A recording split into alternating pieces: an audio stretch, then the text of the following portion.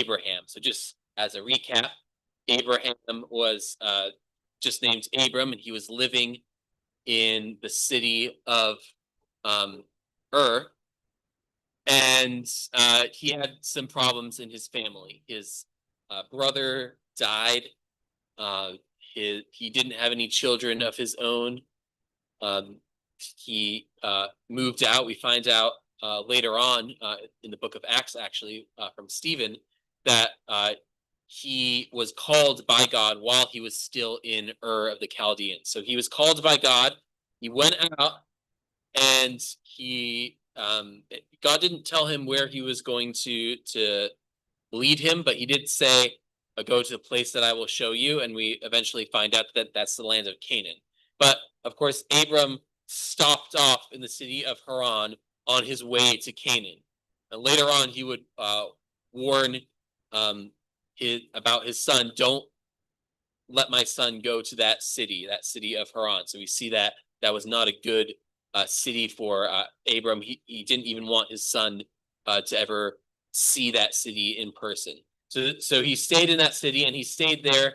And again, we find out from Stephen that he stayed there until his father, Terah, died.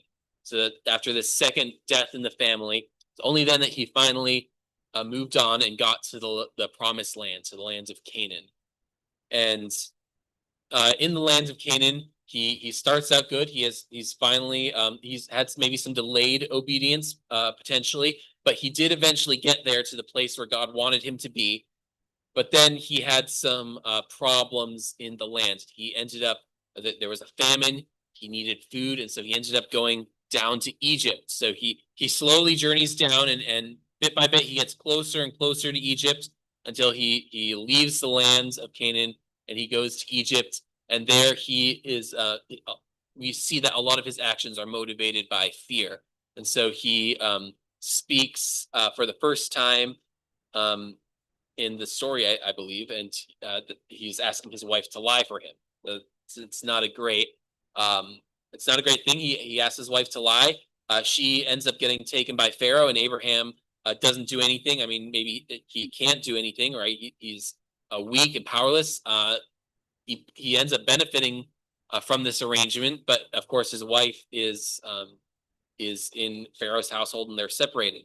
But the Lord protects Abram. So even though he's being motivated by fear at this point and not by faith, God is still with him, and God helps him and brings him back to the lands of the promise. And this is very much phrased as a return. Abraham goes back, and it says he goes back to the place where he had built the altar at the first. So he's going on a return journey now back to that place of faith, right? So it's a great lesson for all of us about that importance of when we end up getting our judgment clouded by fear, it's important to come back to that place of faith. So Abraham came back, and as he's coming back, his journey back is interrupted a little bit by Lot. Lot separates from Abram, and of course Lot would have been Abraham's heir. So Abram loses that heir. Lot separates from him. He goes to the plains of the Jordan, and it says he lifts up his eyes. He looks around him, and he sees something that looks really nice. He sees the cities of Sodom and Gomorrah. So he sees something with his eyes, and it attracts his attention, and that's what he chooses. Lot chooses something based on what he can see. But of course, we know that there's an ugly underside to this city. So even though it looks nice on the outside, there's great evil in these cities that Lot has chosen for himself. Meanwhile, God also tells Abram to look around him. So he also lifts up his eyes, just like Lot lifted up his eyes. And God tells him to look all around with the eyes of faith, because he says, I will give this land to your descendants. Actually, I think he maybe even says, I have given it to you and to your descendants. And he promises him descendants like the sands of the sea. So Abraham doesn't have any children. He doesn't even have an heir anymore. And he does not, at this point, own the land. But God promises him, you are going to, in the future, own this land. Your descendants are going to own this land. So Abraham learns to look with the eyes of faith. And we see that he made the right choice because, of course, Lot ends up getting caught up in this big disaster. When these four kings come in and destroy Sodom and Gomorrah and take all the people captive, Lot ends up getting caught up in the destruction of the city. But Abram, instead of being motivated this time by fear, he really shows his faith, and he goes after those four kings, and he defeats them, and he brings everything back. And he meets Melchizedek afterwards, and he also meets the king of Sodom. So these two kings come and they meet Abram in the Valley of Kings, and they Melchizedek points to the Lord, and he praises the Lord, and attributes Abram's victory to God. Meanwhile, the king of Sodom offers to give Abram all this wealth, all these good things, and Abram refuses them because he says, I don't want anyone to think that my wealth comes from your city, from your hand. I want everyone to know that it comes from God, just as Melchizedek had said, that it's the Lord God, the possessor of heaven and earth, who's given Abram this victory. So he refuses that worldly riches, that worldly reward that's being offered to him. You know, and I think I mentioned this last time. This could have been the point in time where Abram took control of the promised land, right? He'd had this big military victory. The previous overlords had been defeated.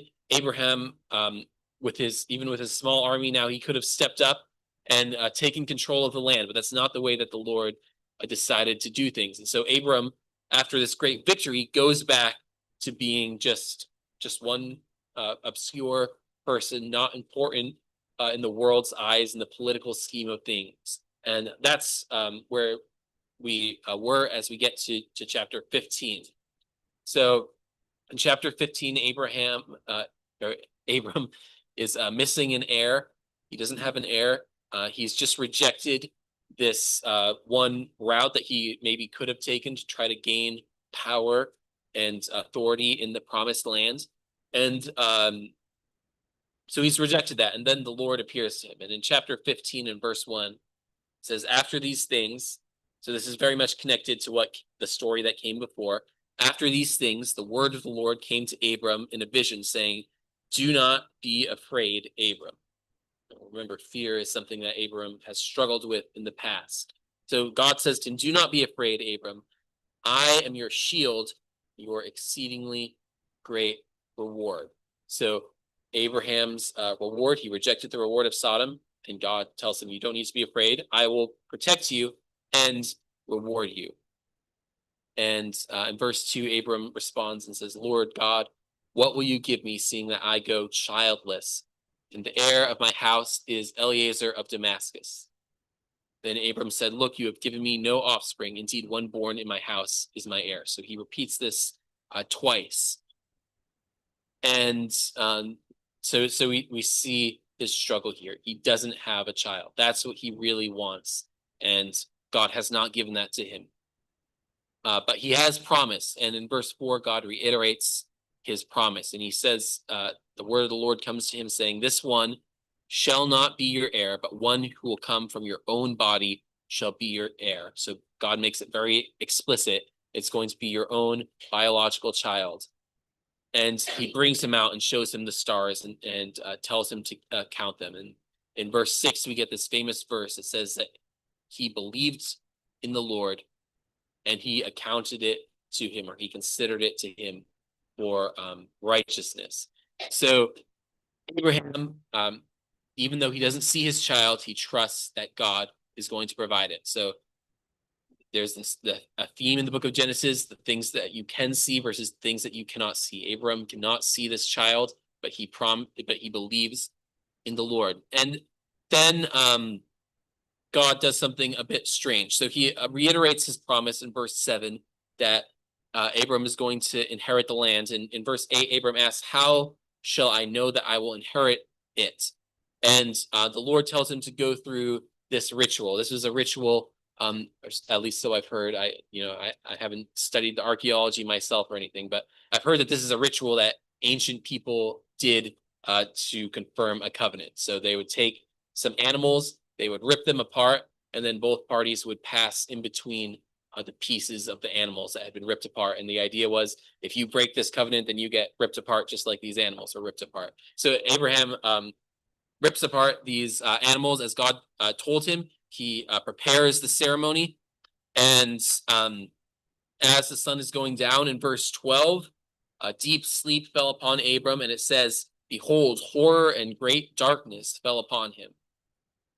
And then God says something strange to him. Remember, God has been trying to reassure him that you're going to receive this promise. Your children are going to inherit this land. But now he does something a little strange. It doesn't sound very reassuring. In verse 13, he says to Abram, "Know certainly that your descendants will be strangers in a land that is not theirs, and will serve them, and they will afflict them 400 years. And also the nations whom they serve I will judge. Afterward they shall come out with great possessions. Now as for you, you shall go to your fathers in peace. You shall be buried at a good old age. But in the fourth generation they shall return here, where the iniquity of the Amorites is not yet complete." And then verse 17, "It came to pass when the sun went down and it was dark, that behold, there appeared a smoking oven and a burning torch that passed between those pieces." So the Lord has this apparition that passes through the pieces, and it goes through alone. Abram doesn't go with him, as would have normally been the case in this covenant. The Lord passes through alone. This is his covenant with Abram. It doesn't depend on anything that Abram does. But notice the strangeness of God's promise to Abram, because he doesn't just promise him that his descendants are going to inherit the land, but he also promises him, or at least tells him, that there's going to be a lot of adversity ahead for his children. They're going to be strangers in a land that is not theirs. That, of course, is Abraham's experience as well. He's a stranger in a land that doesn't belong to him. There's going to be affliction. 400 years, that's much longer than a single human lifetime. So that's what God tells Abram. And Abram finds out something about the promises of God. They go beyond maybe our human way of understanding things. This promise goes beyond any individual's lifetime. It's a much bigger picture. So as Abram learns to trust in the Lord, he maybe starts to get the sense that God's plan for him is not necessarily that everything is going to go smoothly. In fact, affliction and oppression is built into God's plan for Abraham's descendants. So Abram and his children are going to have to learn to trust God through adversity, but somehow this is all supposed to work out in the end. Now, God doesn't reveal everything to Abram, but he does know that this is going to somehow, beyond his understanding, this has to work out. Abram never actually gets the lands of Canaan. Right? He's always a stranger till the day of his death. We read in the book of Hebrews that he was looking for a city that had foundations, whose builder and maker is God. So he was looking for something beyond anything that the world could have offered him. That, of course, came only after his death, only when he was reunited with the Lord in the heavenly city that we're still looking forward to. So all of this is a part of God's promise to Abraham. That's in chapter 15. So we've established this great covenant. In chapter 16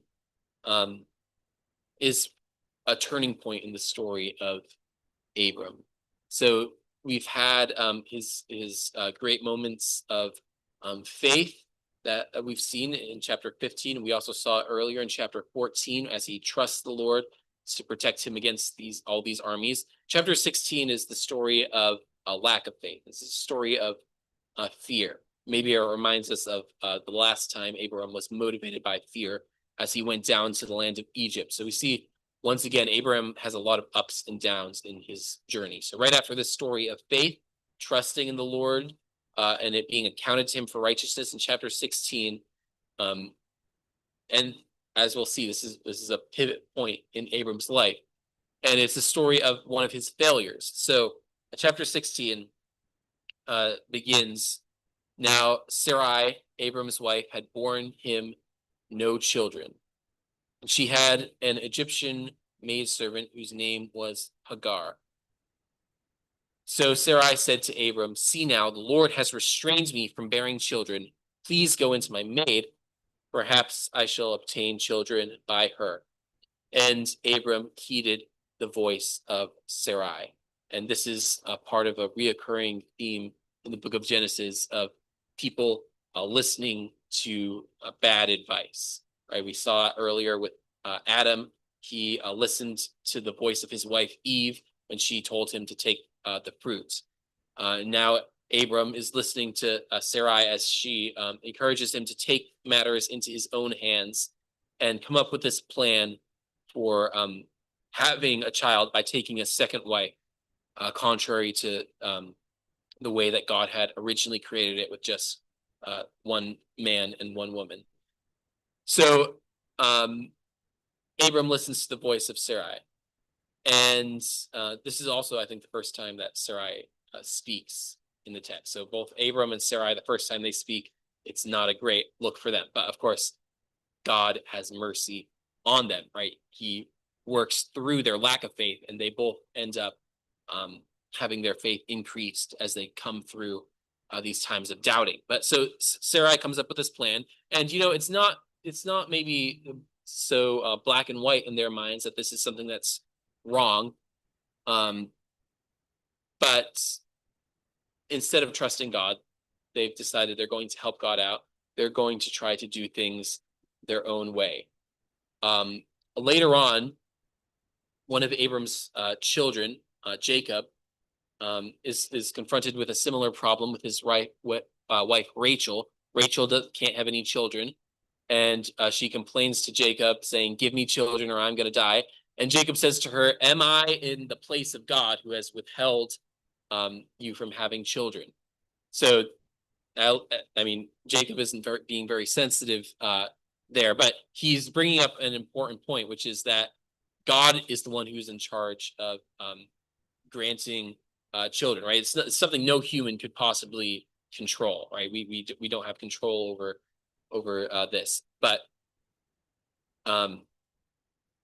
Jacob, just like Abram before him, ends up doing this thing and taking his wife's maidservant as his concubine and having children through her. So in both cases, they take matters into their own hand and try to take something into their own hands that really belongs in God's hands. And so they do something that they shouldn't do, and we'll see that God is not going to recognize the legitimacy of what Abram does. The promise was, Abram, you're going to have a son, and God is going to later on clarify, no, Sarah, your wife, is going to have this son. So God views Abram and Sarah as one flesh. The promise was to them, not to Hagar. So Abram takes things into his own hand, and everything goes really poorly. So there's conflict in the family. Hagar, it says, despises Sarah, and Sarah begins oppressing Hagar. Remember, Hagar is Sarah's servant, so she has the power over her, and she uses that to oppress her. This is the second time the word oppress comes up, because we also saw it in the last chapter, when God was telling Abram, your children are going to be oppressed. Well, now we see that Sarai is the one who is oppressing, and Abram is allowing it. So he says in verse 6, indeed, your maid is in your hand, do to her as you please. And Sarah dealt harshly with her. All right, that's the Hebrew. She oppressed her, and she fled from her presence. So Hagar runs away into the wilderness. And so it's a disaster, right? Abram came up, Sarah and Abram decided on this course of action, and it's turned out terribly. There's been a rupture in the family, and it's ended with Hagar, who's pregnant, running away into the wilderness. So in verse 7, it says, the angel of the Lord found her by a spring of water in the wilderness, by a spring on the way to Shur. So now God is going to intervene in this story. And he said in verse 8, Hagar, Sarai's maid, where have you come from? and where are you going? God asks a lot of questions in the book of Genesis when he meets people, right? So we see that relational aspect of God, that he wants us to respond to him and to speak with him. That's something important for us to keep in mind, that God wants us to speak with him. So he says, where have you come from? Where are you going? And she said, I am fleeing from the presence of my mistress Sarai. And the angel of the Lord said to her, return to your mistress and submit yourself under her hand. It's literally like suffer yourself under her hand. It's the same word that's used for the oppression earlier. So God tells her, return to that affliction. In verse 10, the angel of the Lord said to her, I will multiply your descendants exceedingly, so that they shall not be counted for multitude. And the angel of the Lord said to her, behold, you are with child, and you shall bear a son, and you shall call his name Ishmael, which means God will hear, because the Lord has heard your affliction. He will be a wild man, and his hand shall be against every man, and every man's hand against him. And he shall dwell in the presence of all his brethren. Then in verse 13, she called the name of the Lord who spoke to her, you are the God who sees. Where she said, have I also seen him who sees me? And so she returns to Abram. Now, this is the only time in the book of Genesis where a human gives a name to God.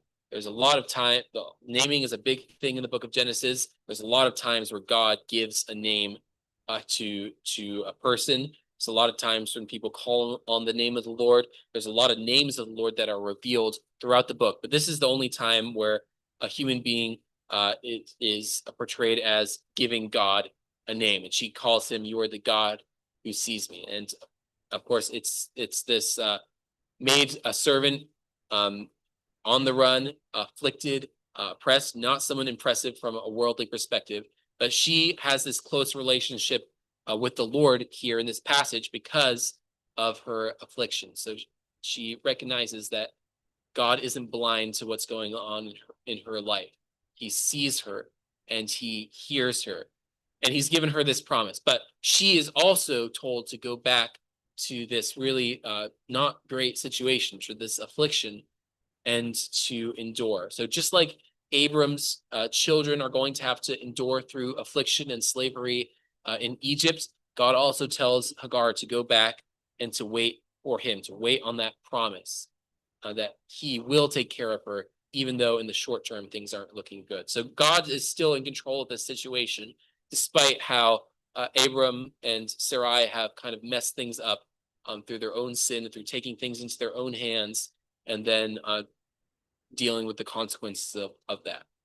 Now, at the very end of this chapter, we read in verse 16 that Abram was 86 years old when Hagar bore Ishmael to Abram. So it's been 10 years.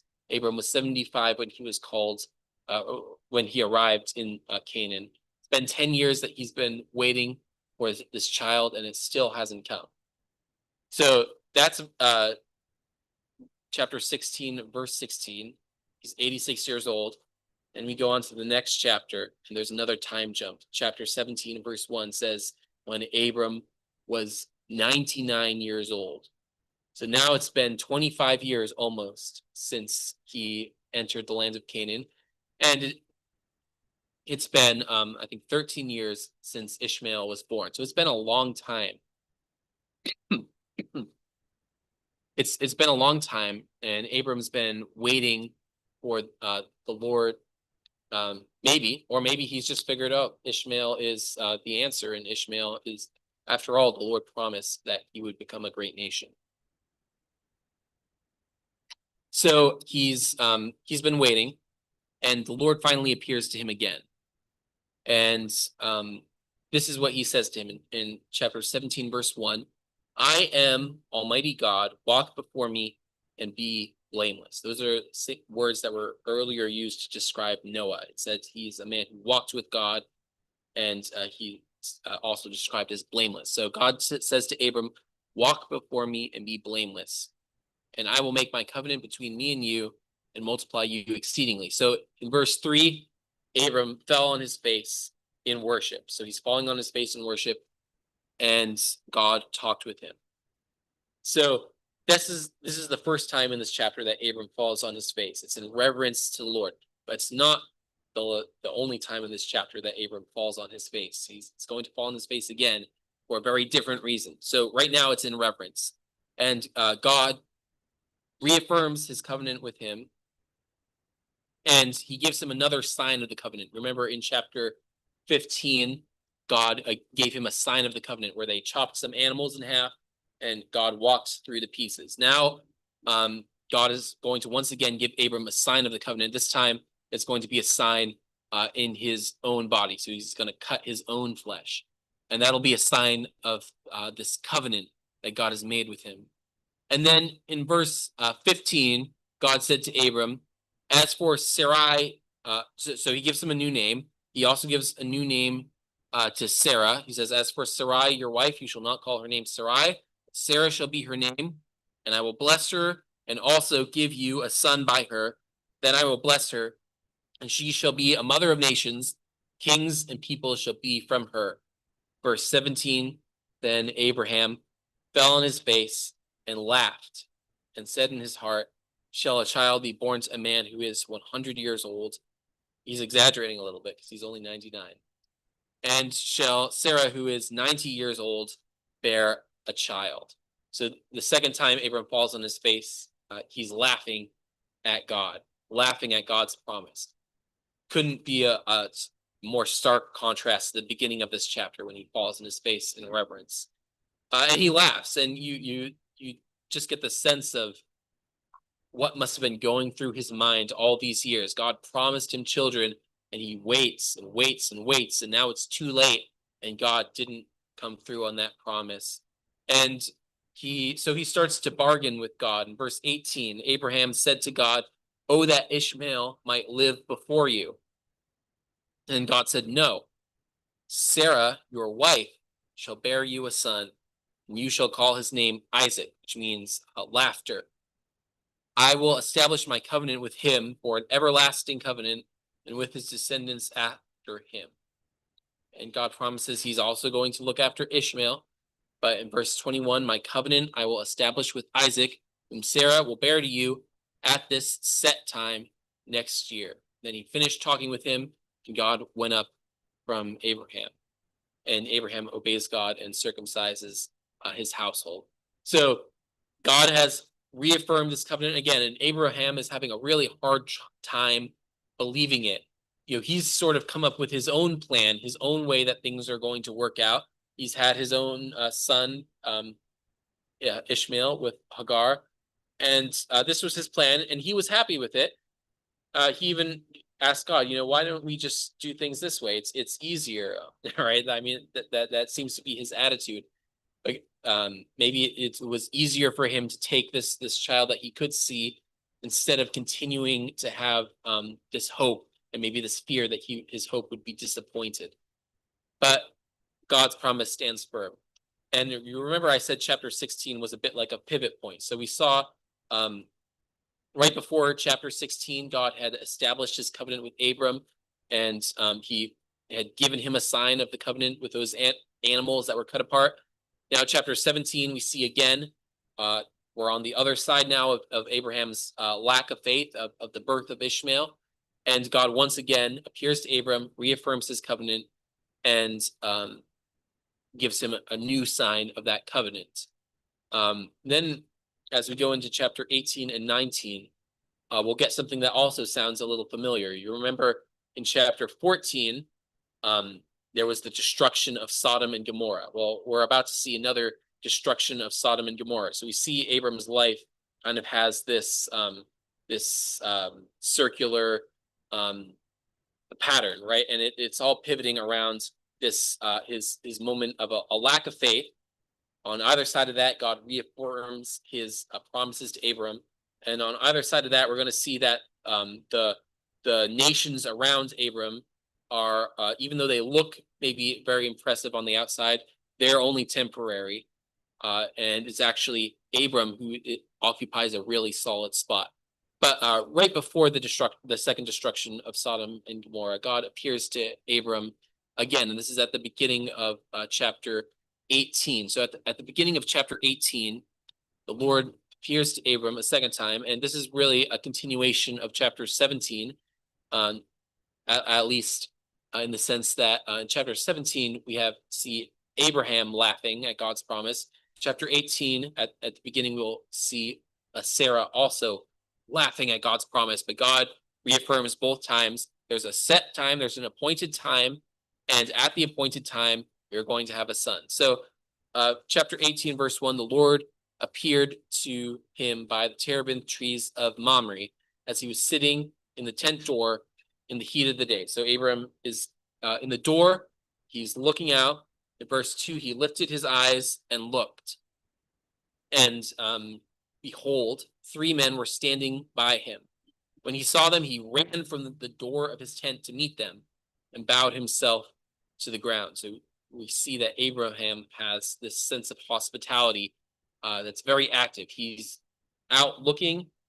He sees these strangers and he runs to them. I mean, we really should have that same attitude of hospitality, looking for opportunities to serve. Because Abraham was on the lookout, he saw these men, he ended up with an opportunity to speak to the Lord. We're reminded of this in the New Testament. It says, don't forget to show hospitality to strangers, because by so doing, some have entertained angels. So Abraham grows closer to the Lord because he has this heart of service that's always on the lookout, ready to go. So this is a positive aspect of Abraham that maybe we haven't seen so much of before, but now we see it illustrated in this story, that he has this heart of hospitality. So he runs out to them, and if you read this story, he's always hurrying back and forth, making sure that there's food. And as they're sitting down to eat in verse 9 of chapter 18, verse 9, they speak to him. They say to him, "Where is Sarah, your wife?" So he said, "Here in the tent." And he said, "I will certainly return to you according to the time of life. Behold, Sarah, your wife, shall have a son." Sarah was listening in the tent door, which was behind him. Now, Abraham and Sarah were old, well advanced in age, and Sarah had passed the age of childbearing. Therefore Sarah laughed within herself, saying, "After I have grown old, shall I have pleasure, my Lord being old also?" And the Lord said to Abraham, "Why did Sarah laugh, saying, shall I surely bear a son since I am old? Is anything too hard for the Lord? At the appointed time I will return to you according to the time of life, and Sarah shall have a son." But Sarah denied it, saying, "I did not laugh," for she was afraid. And he said, "No, but you did laugh." So the Lord promises Abraham once again, Sarah, your wife, is going to have a son. Even though this promise seems laughable, it seems impossible to fulfill, God is going to come through. And he says, is anything too hard for the Lord to do? And of course, that's one of the really important questions in this book. It really stands out. Having faith is about trusting that there is nothing that's too hard for the Lord to do. So even though Abraham's circumstances don't seem very good, he doesn't have a child. It seems like it's too late. He is a stranger and a wanderer on the earth. Later on, his descendants will be slaves in Egypt. Things don't look good for them from the worldly perspective, but they learn to trust in something that they cannot see, to trust in the power of God. Now, it's not easy, right? We see them laughing at God's promise. We see them doing things that they should not be doing as they try to rely on themselves and their own plans, their own schemes, first going down to Egypt and later on taking Hagar as a wife. They come up with their own plans, but through this whole journey, they learn to trust in God. And of course, God does come through for them eventually, right? And this is the same thing he does for us. God always comes through for us. He's able to do the impossible. And we know that Abraham and the hope that he had was, even though it may not have seemed very secure, maybe it's people around him would have thought that he's a lost cause, but he was actually more stable, more secure than anyone else around him at that time. Any kings, any nations or cities, was the one who had a firm hope, a firm foundation. And we have that same kind of a firm foundation for our life. So we can trust God through everything, that he can do the impossible. He can bring good out of anything, even the worst circumstances. And he often uses even these bad circumstances in our lives to draw us closer to him and to help us to learn to trust him, as Abraham and Sarah are going to learn to trust in the Lord. So let's close there in prayer for now. Lord, thank you for the promises in your word. You're able to do anything, and you've promised to do far beyond what we could ask or imagine. I thank you that you've saved us, you rescued us, and that you work everything together for good to those who love you.